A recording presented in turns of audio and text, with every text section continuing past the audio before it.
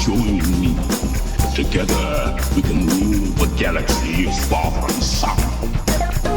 I am a Jedi, like my father before me. This is getting out of hand. Now there are two of them.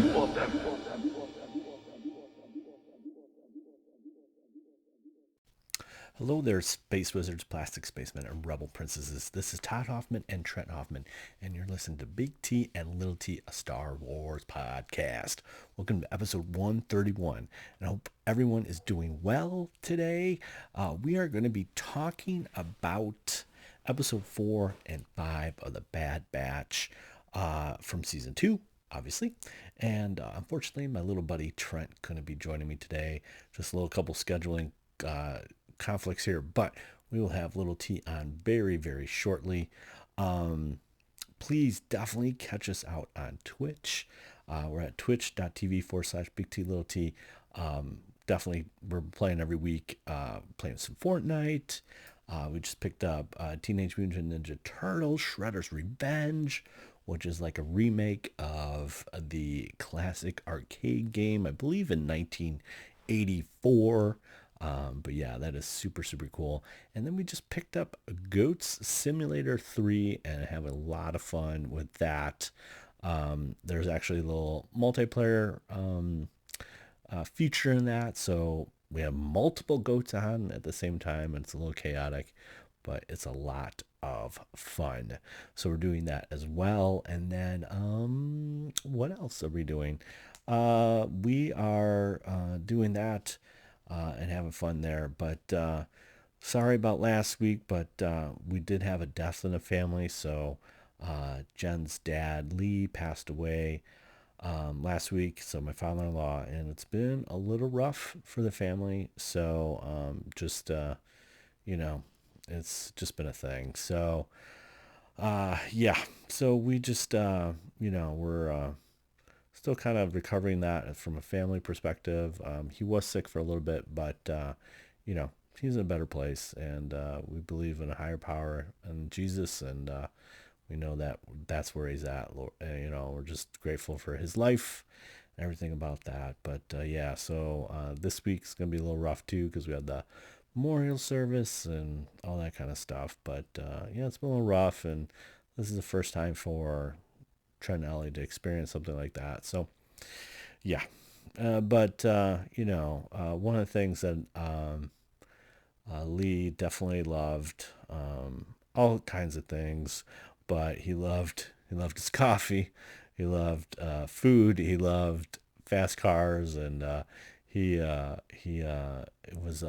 definitely loved the Lord, and we're just so grateful for him and his blessings to the family. So it's gonna be hard not having him around, but he wasn't into Star Wars that much, but he knew I was into Star Wars. Well, it's kind of goes without saying, but he always asked questions about Star Wars, which I appreciated, because he didn't know too much, but he it was always, he was always encouraging about what's coming out with Star Wars. Just want to know what's happening and stuff like that.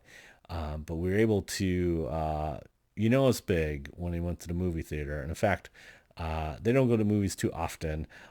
So they would still call it the picture, like going to the picture. And one of the coolest things was The Force Awakens. And we were able to get him to the theater and watch a little Star Wars. So it's definitely one of my highlights of, just get him to the theater to watch a little Force Awakens. And that was a lot of fun. So, also this weekend was the Royal Rumble. So Trent and I checked that out. And so we love a little wrestling. In fact, this is Trent and I's favorite event. It's not really a pay-per-view anymore, because I guess it is technically, if you want to count it that way, but it's, because now it's on Peacock. And so, with Peacock, you get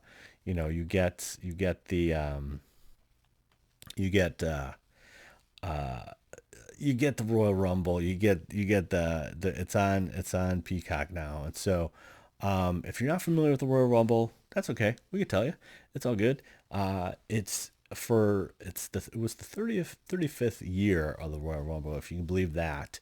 And it's one of my favorite because you don't really have to know a lot about wrestling. It's basically 30 men and now 30 women.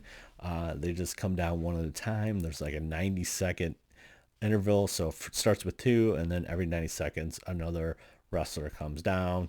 And there's always some surprises, possibly some gags as well, as far as just like, yeah, this guy's, hasn't wrestled in years, but he shows up. And yeah, this was I was really impressed with this whole card. And they did something different because they do mix in a couple like single card or single matches. So there's a couple in that, but the main premise of Royal Rumble is 30 men and 30 women. And one of the unique things about Royal Rumble is whoever wins it gets a shot at the title, which is always a good thing at wrestling. But yeah, there was a lot going on. The biggest thing is like for the men, there was Gunther, and Gunther was number one. He lasted over an hour, which is pretty impressive. The best thing was obviously there's quite a few interesting ones. They really didn't do anything too crazy. There's Dominic and Mysterio, and Dominic and Mysterio are father and son, and Ray didn't come out, and so Dominic kind of just basically took Ray's mask, and we didn't get to see Ray, so it didn't really play off or whatever, but it's okay. They're having a nice family feud. Edge showed up, which was awesome. Edge has been injured, and then there was a little run-in with everybody at the end because he got eliminated, and then his wife shows up and takes out Rhea. It's a whole thing, man. It was great. Booker T showed up. It was awesome. I'm trying to think. But the biggest thing was Cody Rhodes showed up. So Cody Rhodes has been out with a pec injury, and when he was facing Seth Rollins in Hell in a Cell and like totally blew out his pec, and still finished the match. But he's basically, that was his first like kind of pay-per-view in a while, and then it was yeah, he didn't show up for a while. And then another big one is like Logan Paul was like showed up, and he was injured for a while, so now he's officially, I think, at WWE. And then yeah, he showed up, and Ricochet him had this like thing across the ring. They jumped and like collided. It was crazy. But Cody picked number 30, or got 30, and guess what? Cody Rhodes won. So usually I believe the 27th is the hottest spot for a winner, but yeah, it was Cody Rhodes, which was awesome. Then there was Bianca Belair and Alexa Bliss for the Raw Women's Championship, and this one was pretty good, but Belair finished that one, which was awesome. Then we had the Women's Royal Rumble match. Not a ton of surprises, but what was very interesting is Rhea Ripley was number one and went the distance and basically took out everybody. There was a couple surprises. One of the biggest surprises was, I believe was it Lacey Evans? Yeah, Lacey Evans shows up, but she only got in there for like a couple seconds and then was eliminated. I think 5 was the official one. And then the other one was Nia Jax. She showed up. She hasn't been gone for quite some time, but she didn't last long because Nia Jax is rather she's a she's got definitely she's a bigger woman, and she can definitely hold her own, but I think there was 11 women at the time, and they all ganged up on her and took her out. So, yeah, it was very interesting. So yeah, that was that. And then the big match for, I believe there was Bray Wyatt too. Did I skip that one? yeah, Wyatt defeats Knight. It was okay. It wasn't the best. But then the big one, Roman Reigns versus Kevin Owens. Now, if you don't know anything about Roman's had the title for like forever. He's the undisputed WWE Universal Champion, and he's been holding that title forever. There's the whole bloodline, which is some of them, and then there is Sami Zayn. That's kind of been like the adopted. They're not blood, but he's been adopted. So the post match happens. Unfortunately, Kevin didn't do it, didn't win it. But then there's this whole post match where basically he got him handcuffed to the ropes. It's this whole thing. And then basically Roman's like, Sammy, you got to take him out, even though he's knocked down. And then basically Sammy turns on Roman, and yeah, it's bad. It's bad. So then that happened, and then Jey Uso didn't like it, and he stepped out. So yeah, it was crazy. So yeah, there you have it. Bloodline is a great storyline. I love it. I love it. I love it.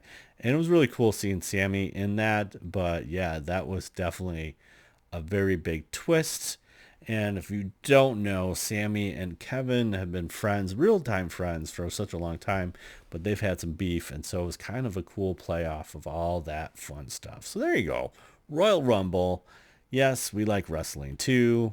It was super fun. Okay, so we have 2 episodes to cover here tonight. So we got Bad Batch, Faster, and Entombed. So Faster is episode 4. And again, like I said, Lee loved cars. And so this is a perfect episode just to kind of honor his racing. And he just loved doing that kind of stuff and tweaking with cars and stuff like that. So this one's like pretty much like a pod racing a thing.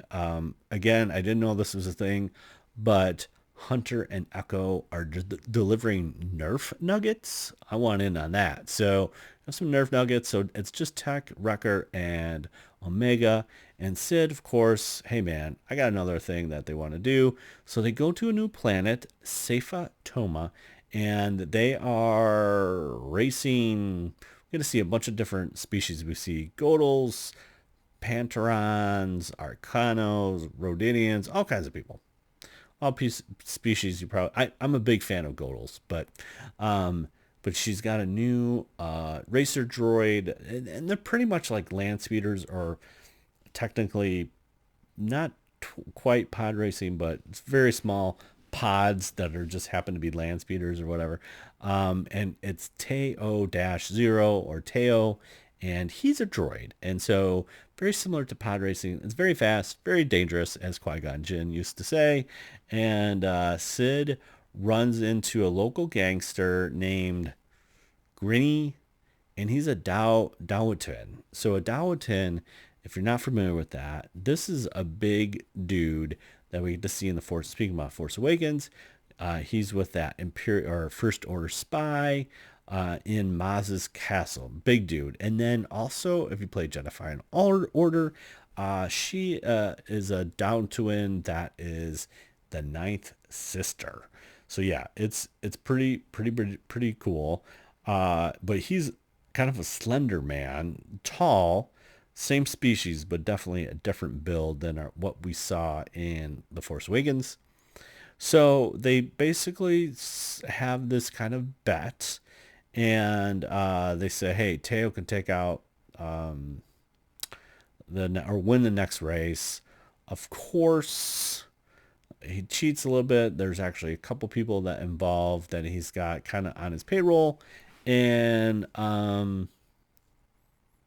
they win.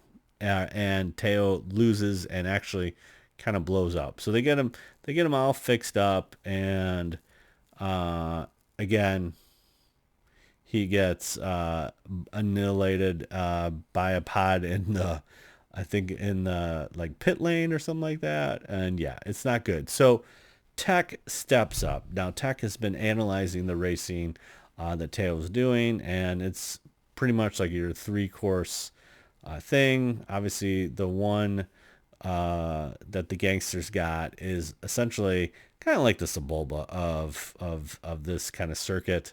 And so they take Sid as collateral until the next race. So Tech, Wrecker, and Omega basically fix up the pod.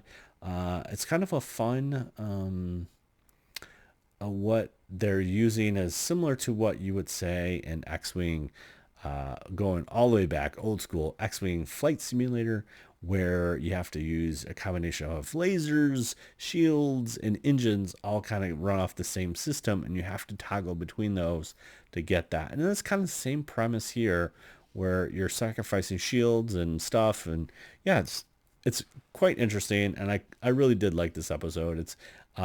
It's a racing episode, so similar to like Resistance when we had those racing episodes, and obviously very homage to the pod racing and stuff like that. It's fun.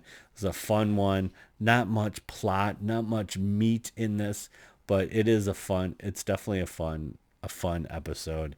But you get to see Tech's leadership and taking a risk and trying to help out Sid. Like I said, there's an accident with Tail that he basically dies. And then there's some great names. So I'm going to read this again. This is coming from, I didn't write all these down, so I had to look it up on Wikipedia. But here we go. We got the Riot Champion Jet Venom. We got Bosco, the Mad Bomber Bricks, Steel Claw Kane, Vicious Vid Satiri, Hoxon, the War Gnome, Transix, Quick Draw Quasar, the Trickster, Flash Raktar, and Hyper Rod of his 7-deuce blaster, and Tech. Yeah, it's super funny. But basically, this guy Jet uses his dirty tricks to try to get Tech out, but Tech maneuvers and figures it all out. And there's this like little access shaft or a course that is kind of run down, but Tech kind of figures it out, and yeah, at the end of the day, Tech wins, hooray, and helps Sid. Yeah, and it's fun.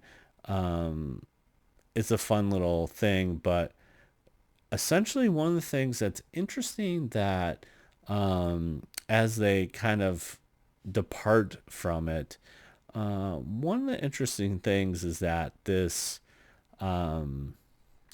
gangster guy essentially says, just watch your backs with Sid, which is kind of interesting. Not totally crazy, but yeah, it's one of those things that I kind of agree with Sid. You never ever know. So that is something that I think, if I had a bet, that's a little foreshadowing to things to come. I mean, Sid is loyal and but there's definitely some things that could happen here that could lead to Sid maybe selling them out. I'm not 100% sure. Anyways, that's Faster. Really, really cool episode. I enjoyed it. I underjoyed Tech's leadership and also his uncanny ability to kind of figure out using math. Yes, people using math and calculations, and that's just Tech. Now, the next one is very interesting. Episode 5, Entombed. Again, almost kind of self-contained. This is straight up Indiana Jones homage. If you like Indiana Jones and anything like that, this one is great. This is just fantastic, and yeah, it's just super interesting. And again, I feel like this is self-contained in a sense, because another one is just you don't know if it connects to the overall story, but yeah, here we go. So Entombed is essentially the whole crew's back, and if you read the official description, it says Batch searches for ancient treasure and stirs up a shocking surprise. So we got what happens here is they have, I'm messing up on her name. What is her name here? What's her name? It's Sid's friend, and I can't think of it. Okay. So they're going to Kaldar Trinaria, if you say that, if I'm saying that right. Um, it's Gino. There it, Genoa. Okay. So she's like, hey, uh, Omega and Wrecker are searching for like some trash and this kind of junkyard, and they got this little trinket, and it looks like a compass.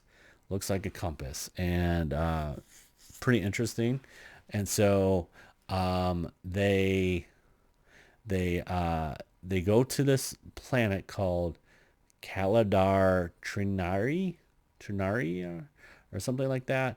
And so they start and embark on this.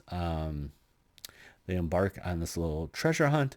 The music is straight up Indiana Jones, and it's great. So there's a bunch of puzzles, and if you're in, if you played any video games, if you played any kind of this stuff, it's straight up just like that. Little puzzles, little venture kind of thing. And there's a series of puzzles that they're trying to figure out what's in there. So they start off, and there's a great, she has a great like little droid. It's like a gonk type droid. And I love the droid. And so they kind of enter this mountain of this place, and she says that there's a treasure known as the heart of the mountain, and that's all they know. It's super price. It's like supposed to be super priceless and super old and all that kind of stuff, you know. So that is pretty cool, but we don't really know anything more than it's the heart of the mountain. You know what I'm saying? So, yeah, it's just that's it. That's all I know. And so they go through this series of things. They finally get to they kind of get to this thing, and it's like this, I don't know, it's kind of this weird looking relic, if you will. Um, but there's something that they say that it's called the Ancients, you know, and it said older than the Jedi, and that's where I was like, I don't understand what that is, you know, and so it's just kind of interesting that they how can I put it? They mention the ancients, but we have no idea what that is. Is that like some other race? Is that something else? I have no idea. And it's kind of very Star Wars-ish. They just launch. They say things that they don't really explain, and maybe we won't get an explanation. But this is the first time they've mentioned ancients in in the not new era of Disney. So it's kind of interesting. I don't know what's gonna happen with it, but it's something that I didn't think we were gonna get any lore from Bad Batch, but here we go. We got some lore, man. You know, it's pretty interesting. So again, they go through a series of traps and all that fun stuff, and then the heart of the mountain they get, and they pull it out, and it starts up this kind of, lack of a better word, dinosaur. It's like this robot dinosaur. It's a giant kind of war machine looking thing, but it's almost kind of have this like world of the worlds kind of like beaming stuff, and it's trying to destroy stuff, and it's like, what the heck is going on? And I think that's what is kind of hard to follow. Like, why is this ancient machine trying to destroy stuff? It kind of has this event horizon, not event horizon, Horizon Dawn. Event Horizon is a horror movie from sci-fi. No, no. This is Horizon Dawn, the video game, where it's kind of have this kind of robot kind of mechanism looking, dinosaur looking thing. And yeah, it's hard to understand what it really means. So we're just trying to figure out that. But they essentially pull out the heart of the mountain. It disappears and it destroys our favorite little gonk droid. Yeah, it's just kind of another loss for the Bad Batch. And so not only do we have Dooku's war chest that didn't go right, we have, Faster really didn't pan out. They didn't get a lot of wins from that. And then this ancient treasure kind of comes up empty. So they're like 0 for 3. And yeah, I don't know. They're not doing very well here from the Bad Batch. But again, really, really interested to see how, how this is going to go for the Bad Batch. So again, 0 for 3, Heart of the Mountain didn't work. And yeah, so not super cool, but a super fun episode. Again, just trying to see how this is going to play off. And later, I'm hoping we might get something more about the ancients, but you never know. So there you go. Entombed. And that's episode 5 for the Bad Batch. So there you have it. 2 definitely diverse episodes. But yeah, super fun and both of them. So thanks again for listening to another episode of Big T and Little T. You can find us on the socials. Big T Little T Podcast on Instagram and BLILT Podcast on Twitter, and then twitch.tv/Big T Little T. Hey, we got stickers for you. If you want to comment, tweet, rate us on Apple Podcasts or Spotify, drop us a screenshot of that rating. We would love to read your rating on the next episode. If you want to drop us a question or whatever, tell us what you felt about Faster and Entombed. That's Big T Little T Podcast at gmail.com. That's where we can read that and discuss that stuff in the next episode or so. Next week, episode 6. We're getting into February, the calm before the storm. February is going to be a chill month, and then March, it's just going to be crazy sauce. So definitely can't wait to check out episode 6 of Bad Batch. So there you have it. Now remember, truly wonderful the mind of the child is, and may the force be with you always. Bye. Talk to you soon. Bye.